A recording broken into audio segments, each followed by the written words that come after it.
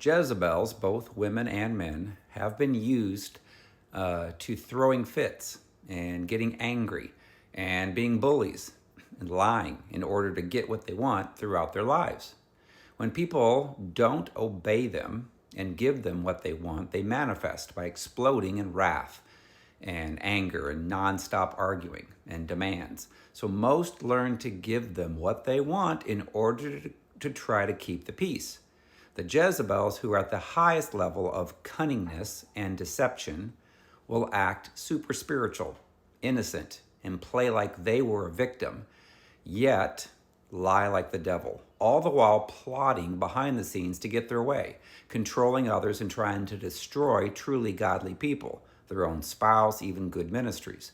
Their demons help them come up with the most vicious lies and slander to others who will listen to them to get them to hate and control you, trying to make them think that you're bad when you're actually very godly.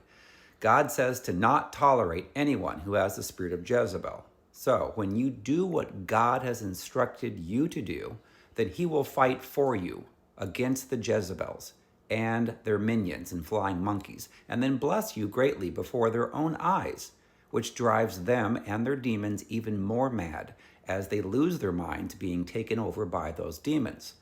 So now more than ever, people are telling the Jezebels no and exposing their evil and sinful ways.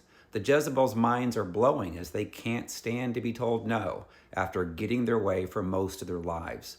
They're manifesting now more than ever. You can see it in all facets of life with the Jezebels in their marriages, families, spouses, school, work, churches, governments, politics, especially on social media. Godly wives are no longer submitting to sinful husbands. Godly husbands are no longer allowing sinful wives to control them. Ungodly church leaders are being exposed for their sin and removed from their positions.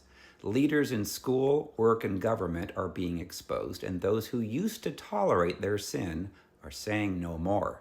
The Jezebels' minds are exploding as they aren't used to not getting their way and intimidating everyone to fear them or to believe their lies. So they get turned over to their demons and they can literally go crazy. Remember that Daniel had to actually go into the lion's den, but God protected him, then promoted him as his enemies and their families were thrown into the lion's den and then they died.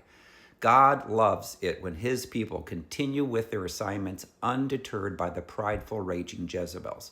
Revelation chapter 2, verses 20 through 23 says, "Nevertheless, I have a few things against you, because you allow that